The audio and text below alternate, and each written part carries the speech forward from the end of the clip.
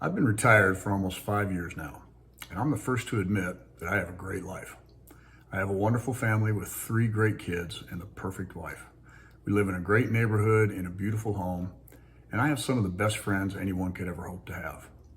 Most people would say I'm a lucky guy, and I am, but I think there's more to life than whether you're lucky or not.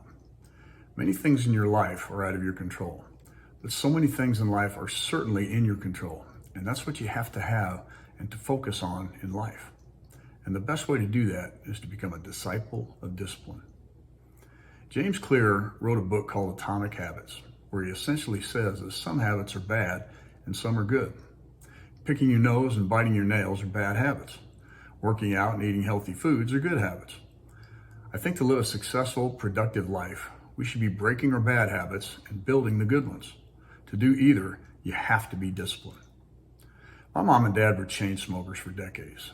I watched my mom suffer for years and eventually die from COPD, most of which was caused by her smoking habit. My dad lost his leg due to poor circulation, which the doctors attributed to his smoking addiction.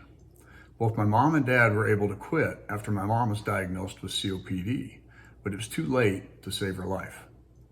It wasn't that they weren't disciplined people. They both worked hard their entire lives, but they just didn't see the need to stop a really bad habit until the damage was done.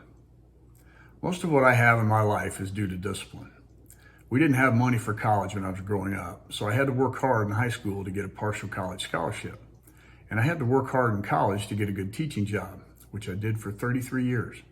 If you don't think teachers are regimented and disciplined, then you don't know many teachers. One of my best friends, a guy with whom I taught for almost 20 years, went something like 5,000 days straight without missing a cardio workout of at least 45 minutes. Of course, in his previous life, he was a Marine. The Marines are often called the Lords of Discipline, and for good reason. I always felt like if I hadn't become a teacher, I would have been a lifelong Marine. My brother is retired Air Force, and I have a ton of respect for the military, all of whom know what it's like to be up close and personal with discipline. One thing I found with my students as a teacher is that they love structure. They wanted to know what we were doing at the beginning of class every day. They wanted to have rules, and they want those rules to be enforced. The quickest way for a teacher to lose authority is to enforce rules for some people, but not for others, or playing favorites. When I played and coached football, I always found that even the best players didn't want to be shown favoritism. They craved discipline. Show me a person who has no discipline, and I'll show you a failure in life. There's an old saying that absolute power corrupts absolutely. If you want to reveal a person's true character, give him power. If he stays disciplined and doesn't abuse that power, he's a person of character. If you've never heard of Marcus Aurelius, Google him. He was a Roman dictator and one of the most powerful men ever to walk the earth. But he was also a man of character, and the more power he attained, the more he realized that he had an obligation to his people and himself to be the best person he could be. He never let wealth or power get the best of him, but he strove to better himself every day of his adult life. That's discipline. I'll leave you with this. What are you doing to improve your character? Are you a person of discipline, or do you just wing it every day and go through the motions?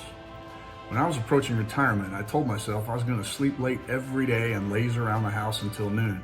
But after I actually retired, I just didn't have it in me. I woke up every day at 3:30 a.m. when I was teaching to work out before going to teach my classes. And when I didn't have to do that anymore, I didn't know how to live a life without discipline. I still get up at 5:20 every day to work out.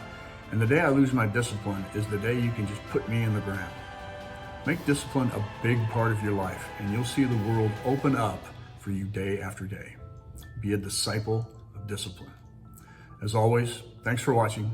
Take care of yourself, and I'll talk to you soon. Love you guys.